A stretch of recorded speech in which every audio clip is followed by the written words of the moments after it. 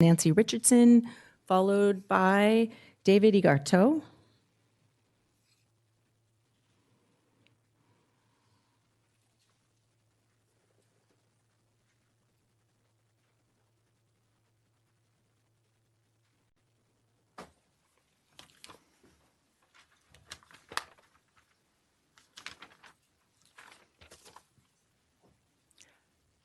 Good morning. Good morning. You should all have a copy of what I'm about to read, the cease and desist letter. The state of California has passed AB 969, the bill to ban hand counts, enacted in October of 2023 using the urgency clause. The bill states it is to take effect as an urgency statute. Section 2 of the bill states, quote, "This act is an urgency statute necessary for the immediate preservation of the public peace, health, or safety within the meaning of Article 4 of California Constitution, and shall go into immediate effect. The facts constituting the necessity are, in order to ensure that the county elections officials know what voting system they will be using, particularly with the upcoming 2024 March presidential primary. It is necessary for this act to take effect immediately," end quote. The California Constitution, Article 4, Section 8D states in pertinent part, urgency statutes are those necessary for immediate preservation of the public peace, health, or safety. A statement of facts constituting the necessity shall be set forth in one section of the bill. Section 2 fails to state any facts supporting the assertion of a threat to public peace, health, or safety. In this Assembly bill, there are no facts stating either that any election official was unaware of what voting systems they would be using, nor any facts amounting to an urgency within the meaning of California Constitution, Article 4.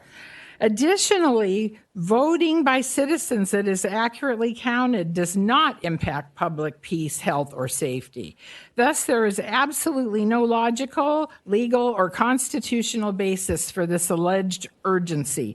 Therefore, the use of the urgency clause to bypass normal legislative process was and is unlawful and deprived the citizens of California of an opportunity for public referendum.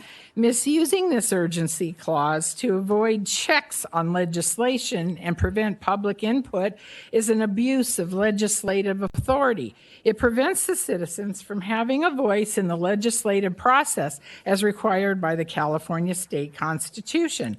Article 2, Section 9 of the California Constitution provides for the referendum process in California.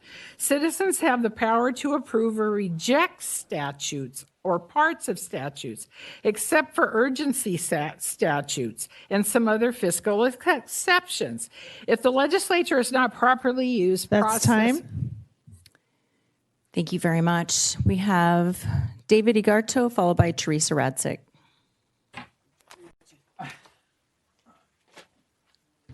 morning. Good morning. Okay, you have placed in an unfortunate position here. You are unable to conduct the 2024 general election without breaking either state or federal laws. You cannot comply with newly enacted state laws without breaking federal laws. You cannot comply with federal laws without breaking this newly enacted state law. The Help America Vote Act of 2002, hereafter recognized as HAVA, requires accurate voter rolls to be maintained by local jurisdictions. California counties have hundreds and thousands of ineligible voters on their rolls. This violates HAVA requirement for accuracy and compliance in elections, including the voter rolls. You know this because many citizens have taken it upon themselves to audit the voter rolls because our government does not. And they have found hundreds of thousands of ineligible voters. Some of these citizens have come before officials only to be disparaged and ignored. Many of our elections are decided by less than 100 votes and some less than 10 votes. Inaccurate voter rolls are incontestable facts. The Election Integrity Project California reported that they found 1,834,789 more registered voters than eligible citizens in the state voter rolls, including active and inactive voters. HAVA was enacted due to the 2000 Bush-Gore election debacle, which generally divided voters and destroyed voter trust. Simply articulated, if voter rolls are not accurate and compliant, elections cannot be certified as compliant or accurate, meeting the standard set within HAVA. HAVA was designed to provide a zero-trust model for voting systems, which includes transparency to address trust issues when using electronic voting machines. Although election fraud exists in individual local races, these widespread trust issues do not exist before election or mechanical machines. In addition, HAVA falls under the Civil Rights Act. Therefore, certifying inaccurate and non-compliant elections violates every citizen's civil rights when elections are not accurate or elections have been violated. Thank you. Thank you. Teresa Radzik, who will be followed by Garth Pazant.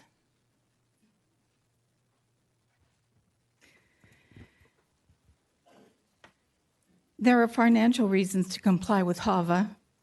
Not only is HAVA a federal law, but because the county has accepted federal money pursuant to HAVA, it is also under contract law. This county entered a contract with the federal government when it accepted funds from the Help America Vote Act. The Board of Supervisors voted to accept these funds. County council signed off on the contracts, and the ROV clerk recorder agreed to comply with the terms of the contract.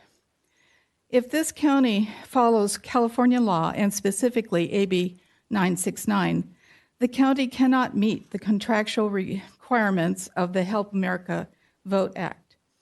If the county intends to follow California law, the county will deprive the citizens of transparency required, resulting in misappropriation of federal funds. Failing to follow the federally mandated HAVA, the county would have to return the HAVA funds to the federal government. If the county returns the HAVA funds, the county cannot pay for the election equipment that the county is required by California law to use. Well, we have a problem then. Each of you swore an oath to the United States Constitution and the Constitution of the State of California. Both constitutions guarantee citizens the right to have their vote accurately counted and to elect their representatives. Your oath is not to the government, but to the Constitution and to the people you represent. Certifying uncertifiable elections in a federal election can reach the level of treason. Do not assume just because county election officials have not been held accountable to this point that they will not be held accountable now and in the future. We pray that those involved do not expose themselves or the county to this financial obligation. We respectfully demand that the county comply with both the California and the federal constitutions, rather than following newly elected and unconstitutional California laws. First, the process must be transparent and the counts must be verified. Second, only eligible voters should be allowed to vote. To meet these requirements, the county should have one-day hand-counted elections requiring ID to vote and mail-in ballots limited to legitimate absentee voters. Your thoughtful consideration of these matters contained in this letter and the requirements of the oath to the United States. That's time. Thank you very much. The next request that I have to speak is from Garth Pazant, who will be followed by James Clayton.